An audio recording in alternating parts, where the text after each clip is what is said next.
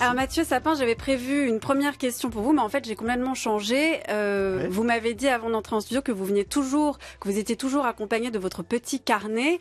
Est-ce que vous pouvez nous le montrer et nous dire ce qu'il y a dedans? Parce que moi je vais le voir, mais les auditeurs et auditrices ne vont pas le voir. Est-ce que vous pouvez décrire ce qu'il y a dedans? Bah ça c'est un carnet. J'en ai 1 milliard des carnets.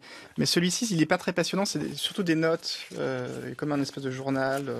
Donc pas de dessin. Si, il y a aussi des dessins, mais pas tant que ça. C'est-à-dire que oui, il y en a un petit peu quand même. Qu'est-ce que vous notez dedans alors? Tout. C'est les projets sur lesquels je travaille, mes to-do list. Acheter le pain. Voilà. Là, par exemple, c'était une conférence à laquelle j'ai assisté de Yves Léonard, spécialiste du Portugal, et invité dans ma bande dessinée, Edgar, par exemple. Voilà, tout ce que je vois, je le consigne dans mon carnet. Et qu'est-ce que vous en faites après de tous ces carnets? Déjà, moi, je suis étonnée parce qu'en fait, il faut le dire, il est tout petit. Ouais. Alors Il pour rentre dans moi, la je poche, pensais que les dessinateurs se baladaient avec des carnets un peu plus grands, vous voyez, pour que il y ait des grands dessins déjà qui puissent s'y épanouir. Bah, moi, je suis un dessinateur qui se déplace beaucoup. Alors, c'est lourd, les gros carnets, donc oui, je préfère les petits légers. Et discret aussi, parce que comme je suis souvent en observation, c'est mieux de pas trop se faire remarquer. Et donc ensuite, vous vous replongez dedans pour récupérer une idée, une déclaration de quelqu'un, un début de dessin que vous avez commencé. Oui, tout à fait. Et comme je les conserve, et puis parfois, quand je fais des bandes dessinées d'observation comme ça, c'est souvent sur le long terme. Donc parfois, c'est 1 an, 2 ans, 3 ans, parfois 4, et donc c'est parfait parce que les carnets et l'iPhone aussi, il faut être honnête, aident à retrouver des souvenirs, des moments.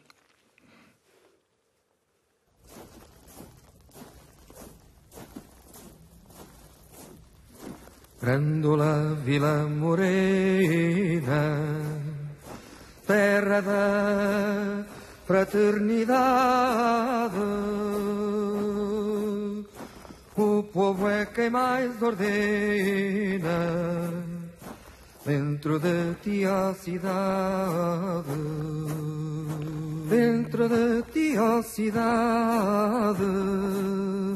O povo é quem mais ordena. Terra da fraternidade. Grândola Vila Morena.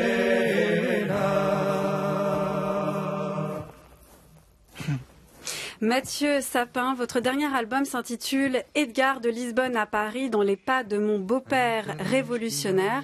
Est-ce que vous pouvez nous dire de quoi parle cette BD? Déjà, moi, le titre, je pensais que votre beau-père, c'était en fait le nouveau mari de votre mère, mais en fait pas du tout, c'est le père de votre compagne. Oui, tout à fait. C'est quelqu'un que j'ai rencontré assez vite après avoir rencontré mon épouse, ma future épouse à l'époque, et c'est un personnage, un personnage de roman, puisqu'il a eu un passé d'aventurier. Il a été donc révolutionnaire pendant les années 70, durant la dictature portugaise.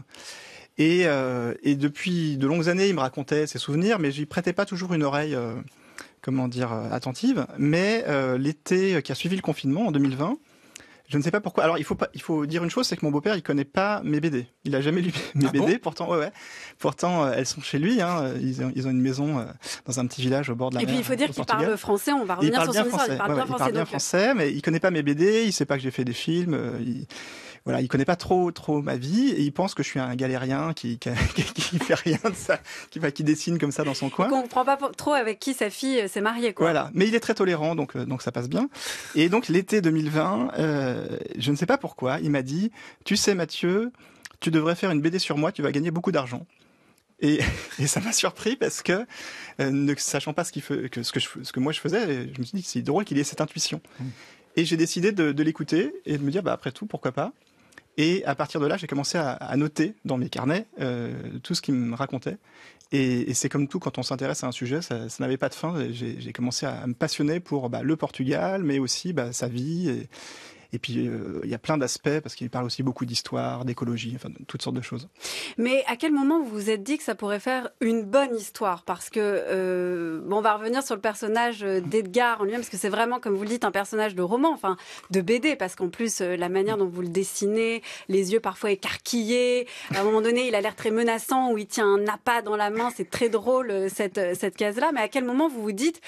bon, mon beau-père n'est pas seulement un vieux monsieur qui raconte ses histoires en boucle, mais vraiment, il y a quelque chose avec sa vie qui, là, en fait, dit quelque chose du Portugal, dit quelque chose aussi d'un lien que je peux avoir avec mon beau-père, et dit quelque chose, en fait, de cette histoire du fascisme au Portugal. Oui, alors, il y a tous ces aspects-là, et aussi la notion de la vérité. Parce que moi, ce qui m'intriguait, c'est que c'est quelqu'un qui se raconte beaucoup, volontiers, et souvent, on a tendance à se dire, quand on l'écoute, mais il exagère, ou il embellit les choses, oui. Ce qu'on peut souvent se dire d'ailleurs à propos de nos beaux-parents. Oui, c'est ça. C'est vrai. Et du moment où j'ai commencé à m'y intéresser, je me suis rendu compte qu'il avait un rapport à la vérité qui était certes très subjectif. Et d'ailleurs, il en parle, c'est montré en 4e de couverture, et il me dit, bon, si tu me racontes ma vie, je veux la vérité, toute la vérité. Et donc, il y a en permanence dans ce portrait, ce témoignage, cette espèce de quête, parce que il a comment dire, aussi un côté Don Quichotte. C'est-à-dire que il voit les choses comme il les imagine. Et donc, il est resté très fidèle à ses convictions. Donc, c'est un marxiste convaincu, qui a découvert, qui s'est engagé très très jeune dans cette idéologie. Et donc, quand on l'écoute, les choses sont très très claires pour lui. Et parfois, je suis un peu dérouté parce qu'il voit des espions partout, par exemple. Il pense qu'il est aidé par les services secrets chinois. Voilà. Et donc, j'ai eu envie d'essayer d'aller le plus loin possible dans ce dialogue.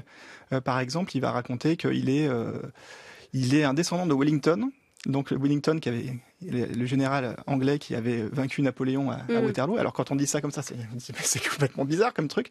Et en fait, c'est très expliqué dans sa manière de raconter les choses, parce que Wellington était en effet allé au Portugal pour venir en aide aux Portugais au moment de l'invasion napoléonienne. Et donc il y a plein de choses comme ça qui sont à la fois très romanesques et pour lui très concrètes, très réelles. Et voilà, donc j'ai décidé d'essayer d'aller, de jouer le jeu de ce dialogue avec lui. Mais vous décidez de mener l'enquête pour vérifier ses propos, la véracité de ses propos, ou au contraire pour vous dire, là en fait je le suis justement dans ce récit de l'histoire qui comprend forcément une part de fantasme, de recréation. Comment vous avez trouvé justement peut-être un juste milieu entre vérifier certains propos sans non plus condamner votre beau-père à une forme de mensonge et en même temps le suivre sans non plus complètement tomber parfois dans certains fantasmes? C'est toute la position qui est la mienne, c'est-à-dire de témoin, même dans mes autres bandes dessinées. Donc moi je fais du dessin, donc je suis pas déjà quelqu'un considéré comme sérieux. Je suis pas un universitaire, je suis pas un journaliste politique par exemple quand je fais des enquêtes politiques. Et je suis toujours sur cette espèce d'entre-deux très dans la subjectivité. Je me mets en scène dans mes bandes dessinées, donc on se dit, voilà, c'est sa manière de percevoir les choses, et j'assume totalement cette subjectivité, même si je suis conscient que pour le lecteur, c'est parfois difficile de savoir est-ce qu'il me raconte. Qu'est-ce qui est vrai, qu'est-ce qui est faux. Qu'est-ce qui est vrai, qu'est-ce qui est faux. Mais je pense que c'est une phrase qu'on peut appliquer à toutes sortes de domaines.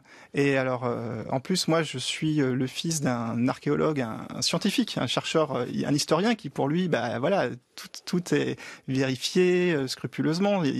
Et donc, moi, j'aime bien, au contraire, un peu brouiller les cartes. Mais dans cette BD, Edgar, sans trop dévoiler, mais il y a aussi des moments où, en effet, je vais aller vérifier des choses et je suis allé je suis tombé sur des archives qui, pour le coup, bien réelles, notamment un film qui est paru dans les années 67 sur mon beau-père, qui était donc réfugié politique à Paris. Vous voulez qu'on l'écoute ? Oui. J'ai quitté mon pays, le Portugal, pour des raisons politiques. Je venais d'avoir 21 ans. J'ai passé les frontières clandestinement. Et après avoir payé mon billet de chemin de fer à Bordeaux, je suis arrivé à Paris sans argent. Je ne connaissais personne, je ne parlais pas un mot de français. Alors voilà, on a entendu un extrait du documentaire L'histoire de Joachim de Maurice Felvik qui date de 1968.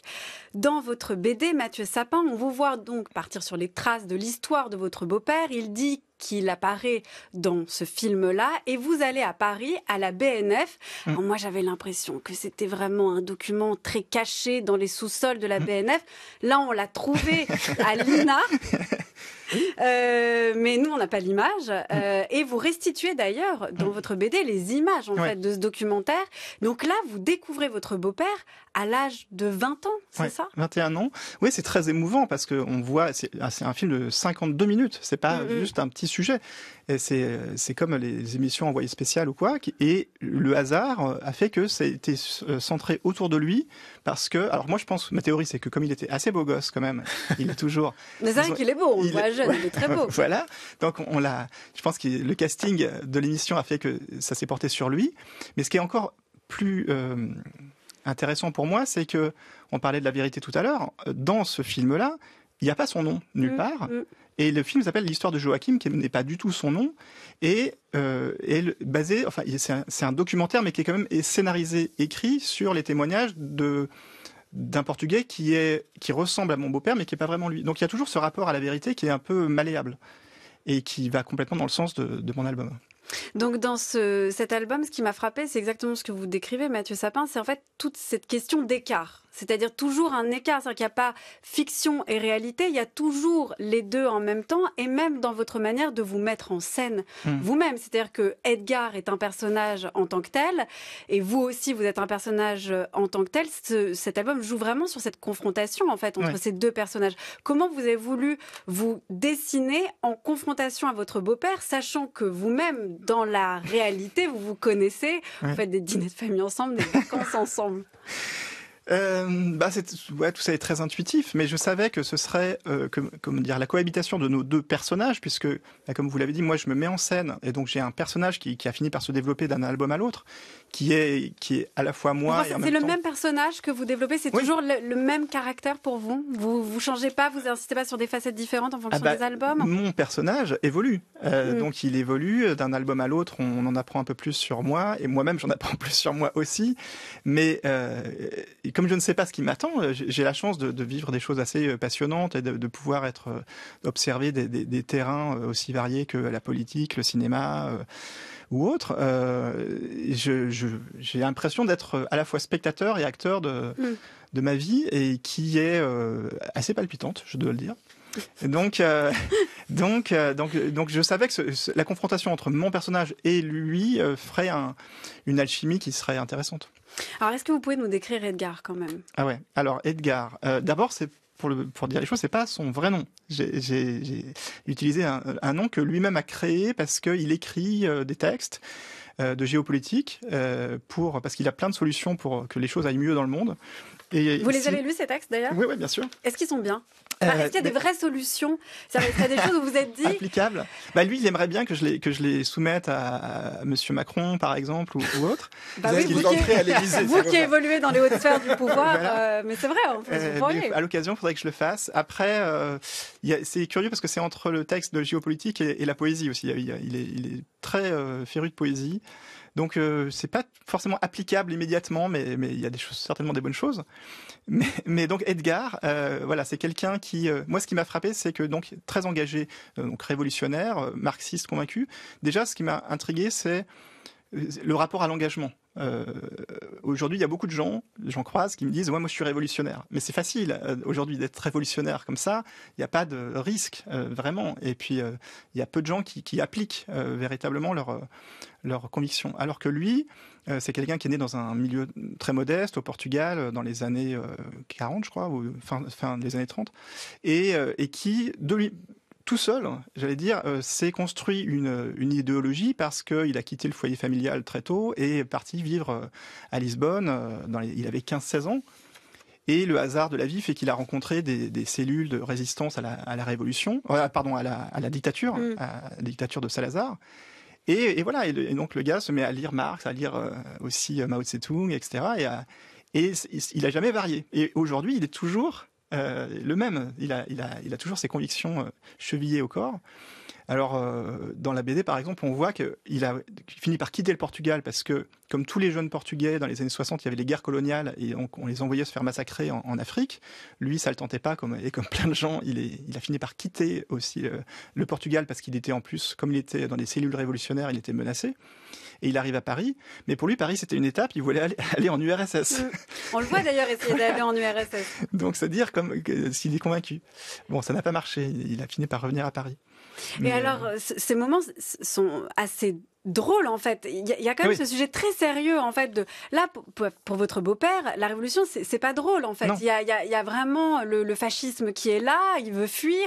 Il y a quand même une première tentative de fuite, ça c'est un événement marquant qui échoue. Il est ramené à la frontière portugaise et donc il devient sergent à ce moment-là. Et il y a la deuxième tentative qui réussit grâce, selon Edgar, à ces faux papiers fournis par les services secrets chinois. Mais après, il veut aller plus loin. Mais tous ces moments sont presque racontés avec une sorte de légèreté. Oui, c'est ça qui m'a plu aussi, c'est qu'il raconte, il se met en scène, mais il frime pas. Il raconte les choses de manière. Ça vient pas de vous forcément, cette touche d'humour, ça vient vraiment de votre beau-père? Oui, moi il me fait rire parce que justement il est très très premier degré. Et donc il a une manière de s'exprimer qui est très il prend pas de pincettes. Et aussi ce qui m'a moi touché, c'est que je me suis rendu compte que c'était la question aussi des migratoires, que finalement mon beau-père était un migrant comme plein d'autres. Et donc de voir comment c'était vécu de façon personnelle, de l'intérieur, et comment. Mais lui, c'est pareil, il en parle de façon très décomplexée. C'est pas, il s'apitoie jamais sur lui-même. Mais c'est vrai que ça m'a touché aussi, parce que c'est très loin de moi. En fait, moi j'ai grandi dans un contexte middle class très confortable. Avec votre père archéologue, dans les BD, milieu intellectuel, tout va bien quoi. Donc vous mettez en scène face à votre beau-père, Mathieu Sapin. Donc voilà, c'était ça ma première question en fait au début de l'émission que j'ai changé. Vous dessinez curieux, heureux, mais aussi maladroit, procrastinateur, très gourmand. On vous voit déguster toutes les spécialités portugaises, un peu menteur. Est-ce que vous vous voyez vraiment comme ça? Est-ce qu'en fait c'était aussi, même si vous l'avez dit, un double fictif, est-ce que c'était une manière aussi de marquer l'écart aussi entre l'engagement de votre beau-père et justement votre génération, votre situation qui n'a rien à voir d'un point de vue d'engagement politique? Ah oui, je l'avais pas réfléchi comme ça, mais on peut le voir comme ça, ouais, tout à fait. C'est vrai que lui, il est très ascétique, par exemple. Il boit jamais, il mange très peu. Mais vous dites que vous buvez peu, vous aussi.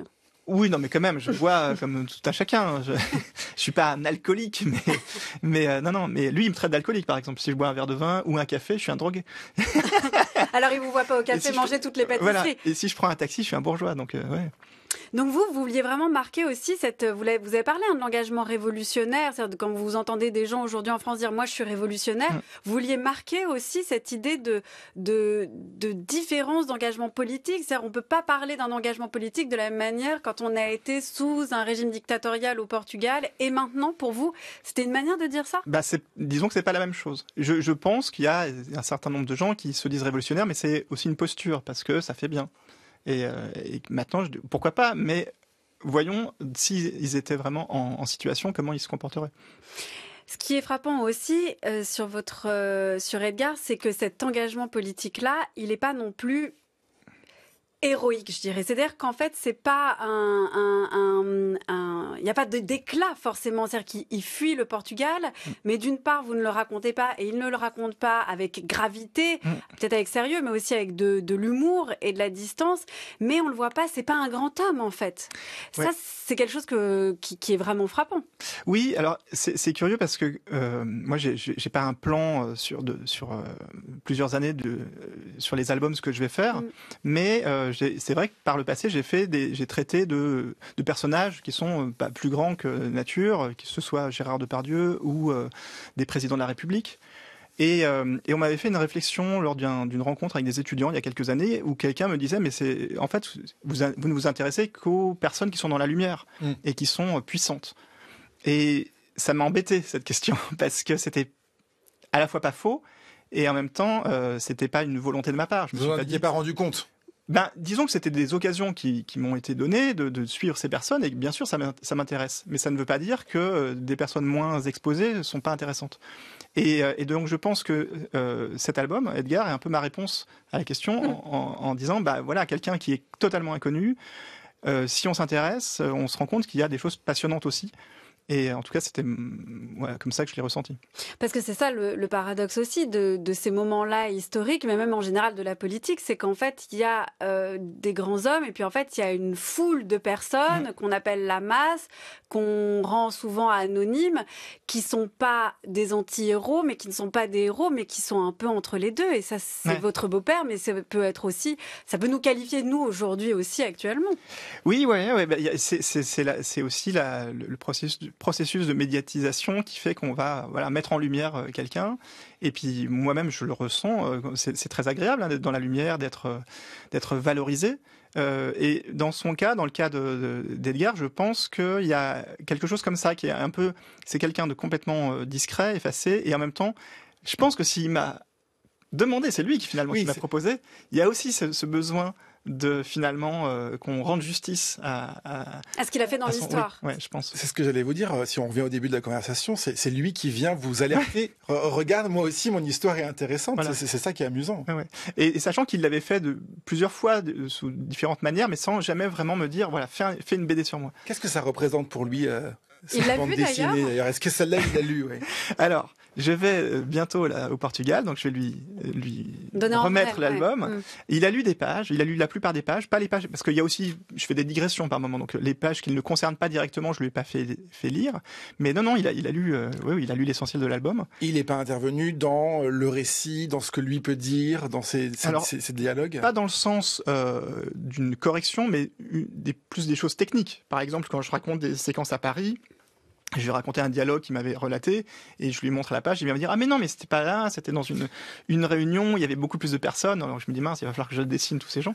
Mais c'est jamais dans un sens de censure, d'autocensure. Sauf une fois, et ce qui m'étonnait, mais je l'ai pas écouté. Il était à un moment donné, il se moque. Il y a une histoire avec un traître. Parce qu'il est traumatisé par cette histoire, parce que c'est pas de la blague.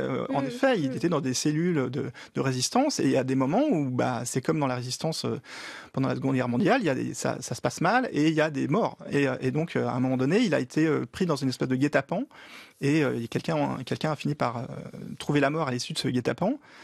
Et donc, c'est quelque chose qui l'a beaucoup marqué. Et puis, donc, il y a une histoire avec un traître dans sa cellule, sa cellule de résistance.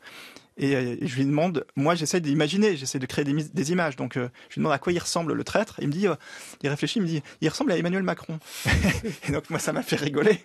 Et donc j'ai dessiné ce que j'imaginais, un Portugais qui ressemble à Emmanuel Macron, ce qui est pas évident. Et puis après quand il a vu ça, il me dit non mais ça quand même, ça m'embête. Enfin il était pas à l'aise avec ce truc parce que il y a je pense il avait peur que ça me crée des problèmes. Et vous avez peur qu'il lise la BD en entier, qu'il soit pas content, qu'il soit un peu déçu? Je suis pas hyper aujourd'hui, je suis pas hyper la BD sur aujourd'hui, je suis pas complètement à l'aise, mais ça fait partie du truc. Tous les albums que j'ai faits, il faut en assumer la portée. Hein. C'est normal. Avez-vous l'impression de faire quelque chose d'important? En faisant de la bande dessinée? Oui. Important, non, certainement pas important pour moi, oui. Parce que c'est un plaisir, le plaisir est important. Pour les autres? Pour les autres, j'ai l'impression, j'espère, du moins, que je les amuse. Vous aimez rire? Rire? Oui. Ah oui, énormément, oui. Comment voyez-vous l'avenir de la bande dessinée? L'avenir de la bande dessinée, je le vois dans plusieurs directions. Je crois que la bande dessinée a beaucoup d'avenir. Et dans des directions qui sont peut-être que nous ne voyons pas encore tout à fait clairement maintenant.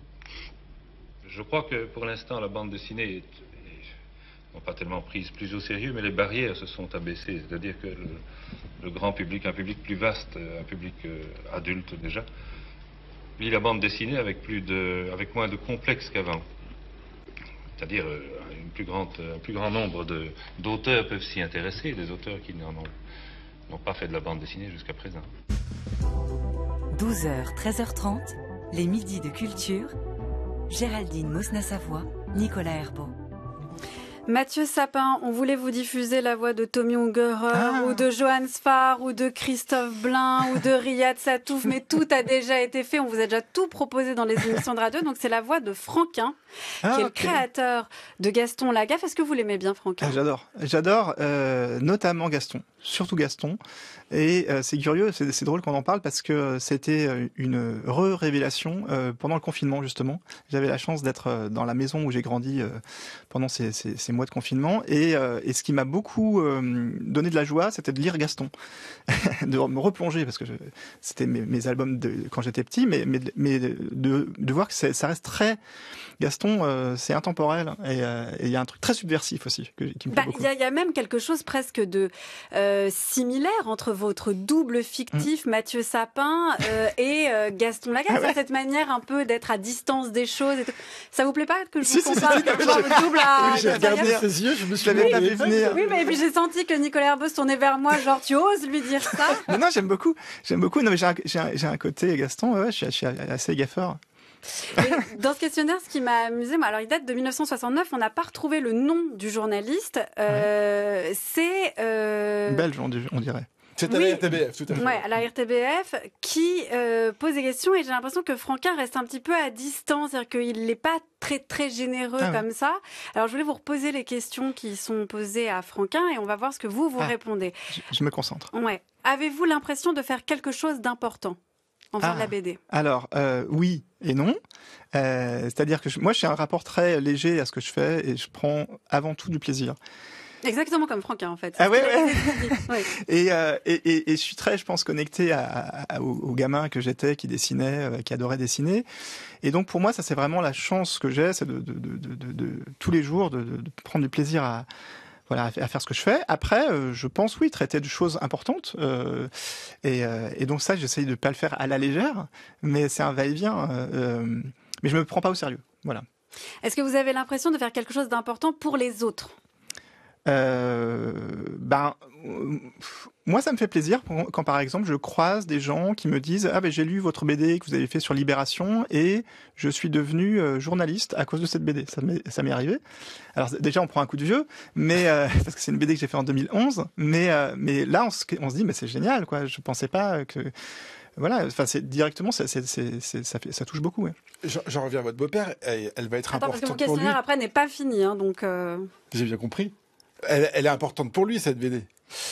Oui, mais il lit pas de BD. C'est quelqu'un qui ne lit jamais de BD. Et donc, c'est important, j'imagine, mais il se rend pas compte. Il se rend pas compte que je vais être interviewé sur France Culture pour en parler. Il se rend pas compte du tout de ça. Mais en même temps, il est convaincu que cette BD va circuler, que les gens vont être au courant et qu'il y a une forme de comment dire, il est très confiant sur l'accueil. Et c'est sur le fait que ça change le monde, en fait. Ça change le monde, que ça a eu beaucoup de succès. Voilà, que ça intéresse les gens, etc.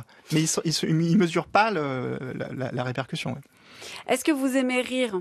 Bien sûr, évidemment. Vous parliez tout à l'heure de Riyad Satouf, de Johan Sfar ou Christophe Blain, ça c'est mes camarades d'atelier.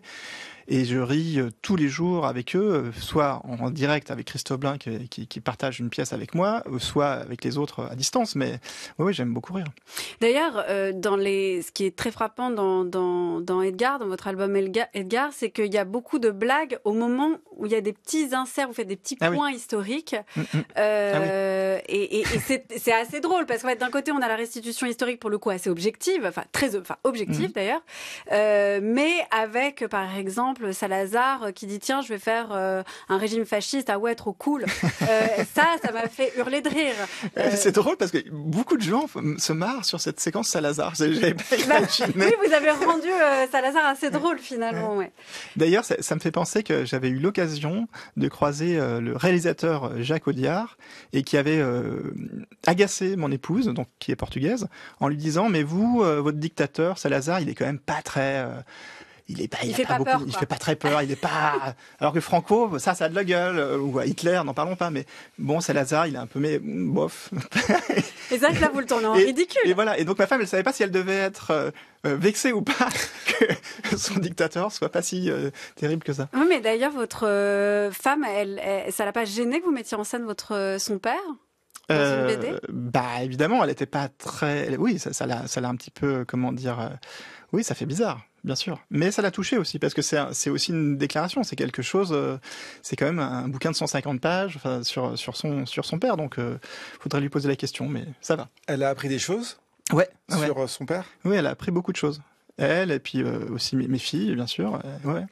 Est-ce qu'elle le voyait comme vous le voyez, c'est-à-dire avec des moments aussi où il raconte et puis on vous voit penser dans votre tête, oh là là, mais il m'emmène où là, qu'est-ce qu'il me dit, c'est quoi encore son délire, quoi. Sa famille proche, c'est vrai qu'ils ont tendance à pas forcément écouter parce que ça les fatigue. Mais moi j'ai pris le parti de l'écouter, mais surtout que c'est quelqu'un qui ne se fatigue jamais.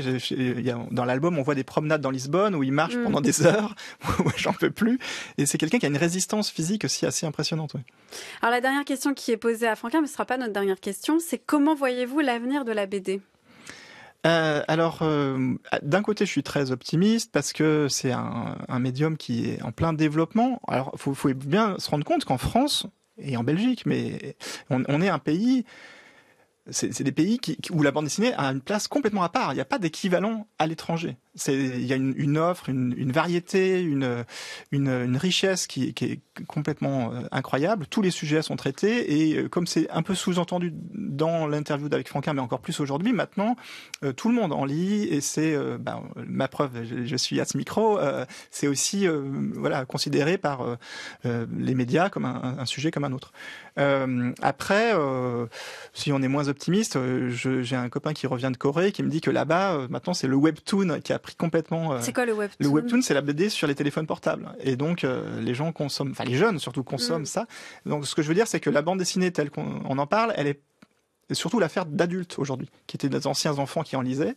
Mais le jeune public, je ne sais pas ce qu'il va lire comme bande dessinée plus tard. Est-ce qu'il va continuer cette tradition un peu particulière de l'album cartonné comme on le connaît, ou est-ce que la technologie va transformer ça ? C'est comme la presse papier, est-ce qu'elle va disparaître ? Est-ce qu'il va connaître le même sort que... Voilà. Et sachant que nous, on est quand même privilégiés, je dis nous les auteurs de bande dessinée, parce qu'il y a cet attachement toujours à l'objet. Une BD, c'est quelque chose qu'on offre, c'est un bel album, ce qui n'est pas du tout le cas au Japon ou aux États-Unis, où c'est un matériau, enfin un objet beaucoup plus bon marché, qui n'a pas de valeur en soi, quoi. Mais est-ce que vous pourriez pas envisager de modifier vos supports, Mathieu Sapin ? Vous produisez beaucoup, enfin vous écrivez beaucoup, vous dessinez beaucoup. Est-ce que ce serait pas une chose que vous pourriez envisager dans votre méthode, dans votre manière de créer, c'est-à-dire d'aller vers des supports comme ça de webtoon ? Spontanément, non, j'ai pas très envie. Après, et pourquoi ? Qu'est-ce qui vous rebute là-dedans ? Parce que j'ai un attachement au livre. Et d'ailleurs, pour moi, bande dessinée et littérature, c'est presque la même chose. Oui. Je lis autant de romans que de bande dessinée. Donc, le webtoon, c'est pas ma manière de consommer. Mais après, j'ai toujours dit, j'ai dit pendant longtemps que je ferais jamais de dessin sur tablette numérique. Et aujourd'hui, je dessine pratiquement que comme ça. Donc, on évolue. Donc voilà, vous n'êtes pas si rétif à cette idée-là. Mais même sur le dessin, est-ce que vous pensez que ça peut changer des choses en termes de créativité, ces changements de support c'est évident. Oui, c'est évident parce que la technique change le dessin. Oui, bien sûr. Par exemple, vous, avec la tablette, qu'est-ce que ça a changé dans votre dessin ? Toutes les enquêtes, tous les bandes dessinées sur le réel que j'ai faites sont faites à la tablette parce qu'il y a 1 milliard de textes à bouger, des décors complexes, etc. Que si je faisais ça sur papier, ça prendrait 2 fois plus de temps. C'est juste parce que c'est plus efficace ? Parce que c'est plus pratique, plus agréable. Je parle de ces bouquins-là. Quand je fais Akissi, qui est une série jeunesse que je fais avec Marguerite Aboué, là je reviens sur le papier parce que la sensation est différente et que j'aime bien. Mais j'ai vraiment la sensation d'être un peu moi à mi-chemin entre le monde des dinosaures et puis le monde de demain. C'est-à-dire que j'ai grandi, j'avais pas Internet, donc tout ça j'apprends avec l'arrivée, l'évolution de la technologie. Et pour un album comme celui-ci, comme celui d'Edgar, où en fait on n'en a pas parlé, mais on a parlé du Portugal, mais pas comme d'un personnage en tant que tel, parce que vous dessinez vraiment magnifiquement les paysages, c'est vraiment plus qu'un décor. Ouais. Vous parlez des modifications des paysages avec l'augmentation des maisons qui sont construites, avec la manière dont les rues ont été transformées, par exemple les souvenirs, les lieux où a habité Edgar sont devenus des magasins de souvenirs. Ouais. Donc ça pour dessiner ça, vous avez besoin justement plus de revenir à du papier. Ouais, alors ça c'est mon côté Modiano.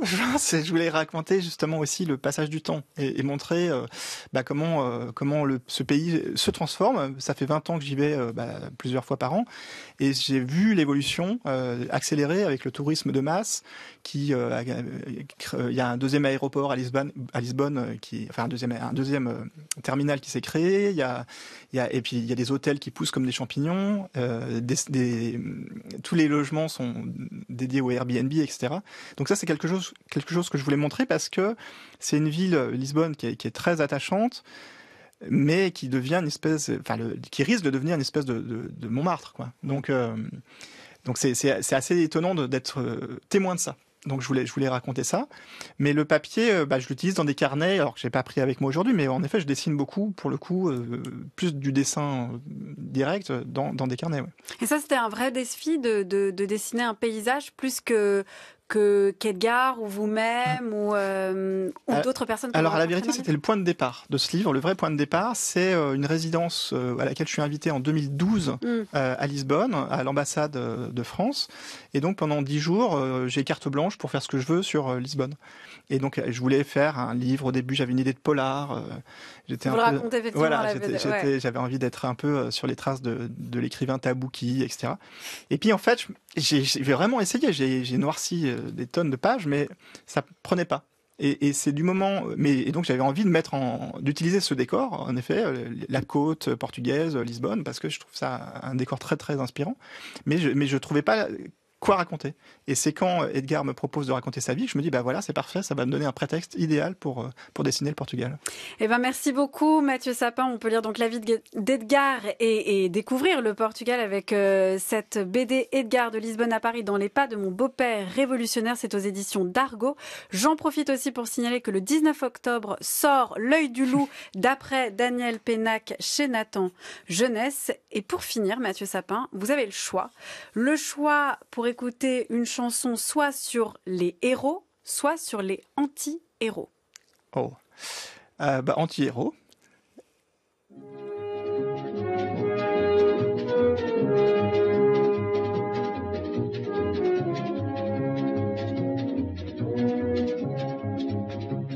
En un lugar de la Mancha hubo un hidalgo señor, el de la triste figura, que era un gran hombre de honor.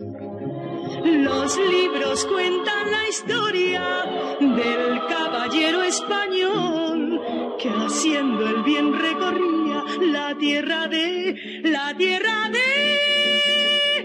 sol a sol.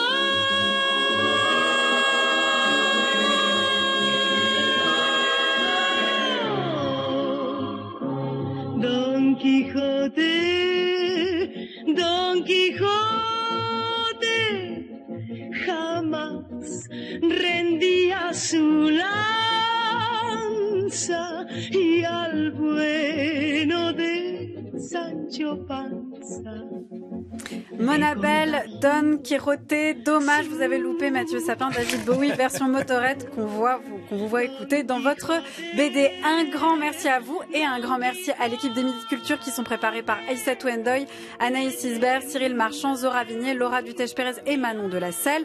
Réalisation Nicolas Berger, prise de son Dali Ya. Pour réécouter cette émission, rendez-vous sur le site de France Culture, à la page de l'émission ou sur l'application Radio France. Merci Nicolas et à lundi. À lundi.